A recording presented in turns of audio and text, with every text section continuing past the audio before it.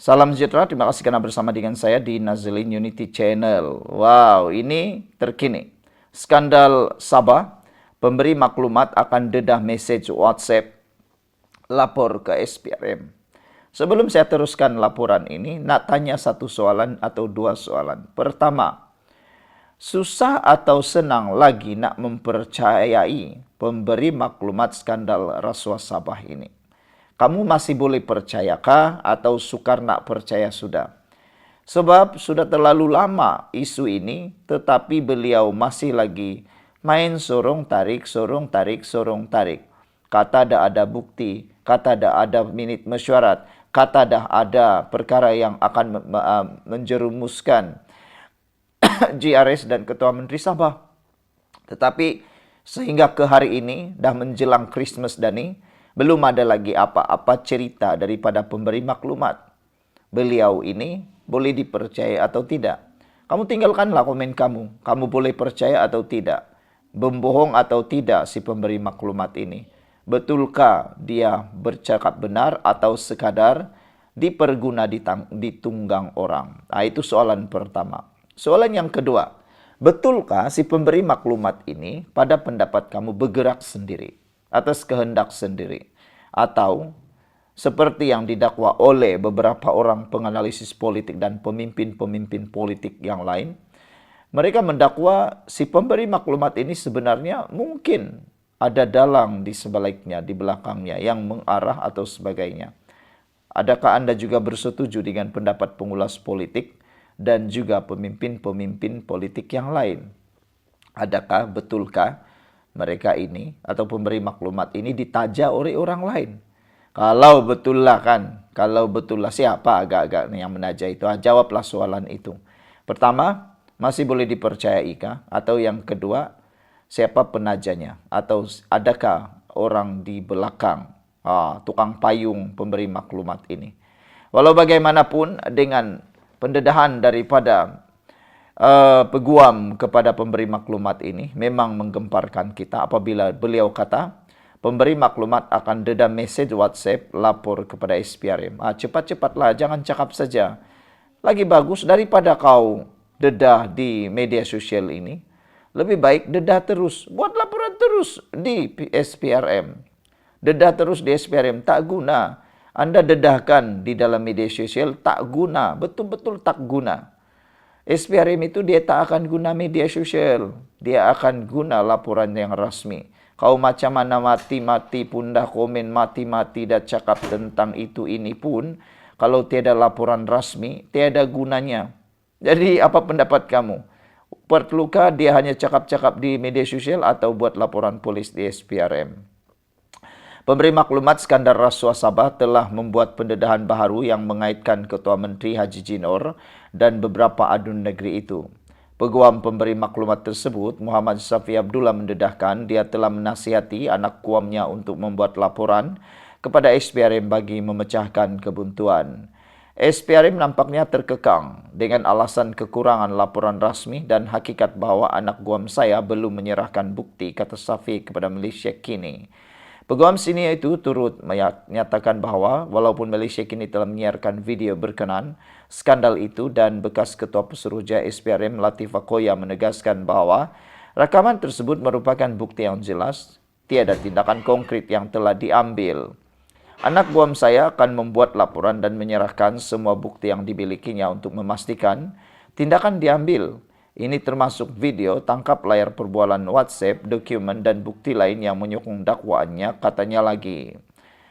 Mengenai dakwaan perbualan WhatsApp, Safi menekankan anak guamnya ingin mencabar naratif pada masa ini yang menyatakan perbincangan seperti yang dipaparkan dalam video tersebut adalah berkaitan politik, derma politik.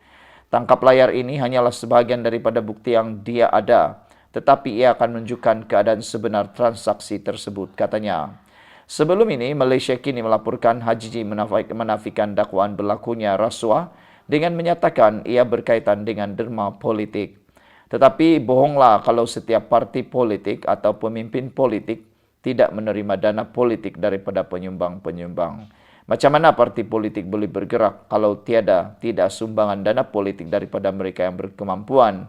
Kalau harap wakil rakyat saja punya gaji, macam mana kita hidup? Makan pun tidak cukup, kata Hajiji lagi. Sekian untuk kali ini. Jangan lupa tinggalkan komen Anda, tekan butang subscribe, dan kita jumpa lagi. Bye-bye. Beribu-ribu orang, bukan secara fizikal, tapi secara maya, menyerang pejabat PAS.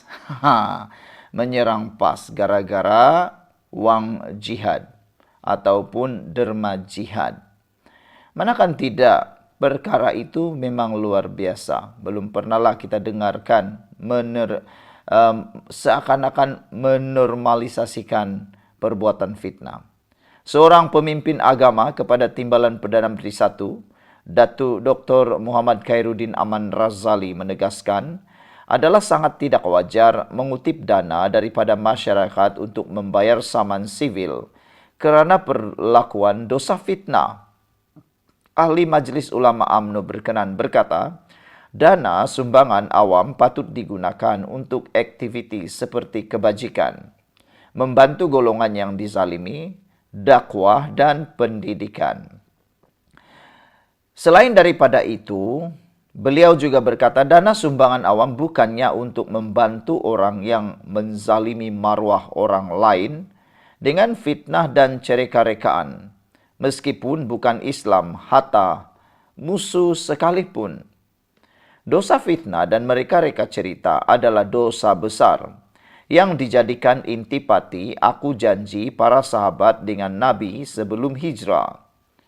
Memberi sumbangan untuk menampung kesalahan itu tidak berpahala.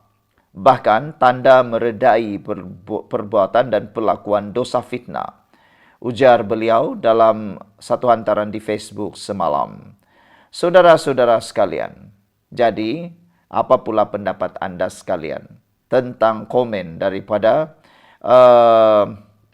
ahli majlis ataupun penasihat agama kepada Timbalan Perdana Menteri I ini, yaitu Datuk Dr. Muhammad Khairuddin Aman Razali. Saudara, duit derma memang betul sepatutnya digunakan. Duit dana yang digunakan untuk didermakan itu bukanlah boleh membayar saman sivil kerana perlakuan dosa fitnah. Fikir beginilah. Orang yang menderma itu mungkin seorang petani nelayan, penore getah atau pekebun kecil kelapa sawit. Mereka mati-matian nak kerja untuk sekadar mau dapat 20, 30, 40, 50 ringgit sehari. Nak menampung diri dan keluarga makan. Tapi oleh kerana termakan janji dan juga mungkin keliru dengan derma jihad yang dilancarkan untuk membantu membayar si pemfitnah itu, bayangkan, duit yang didermakan itu disalurkan kepada benda yang tak sepatutnya. Sudahlah kesian, punyalah kesian keluarga yang kais pagi makan pagi, kais petang makan petang itu, terpaksalah pula lagi, terikut-ikut nak membayar pula dosa fitnah itu. Bukankah itu satu perbuatan yang jahat? Kesian mereka. Sepatutnya duit itu kalau dah kumpul bantu orang yang susah. Bantu untuk membantu golongan yang dizalimi dan buat dakwah dan juga pendidikan. Ini yang menzalimi pula yang dibantu. Entahlah, dunia ini dah terbalik kot. Orang yang menzalimi ditolong bayar bayar pula saman fitnah. Tetapi orang yang difitnah pula entahlah, ataupun banyak lagi lah orang miskin, kanak-kanak, orang-orang yatim piatu, orang-orang kelainan upaya dan sebagainya. Itulah yang patut dibantu, bukannya si penfitnah itu. Tinggalkan komen kamu, apa pendapat kamu pula? Patutkah dibantu atau biarkan saja dia mereput dan hilang kelayakan ahli parlimen?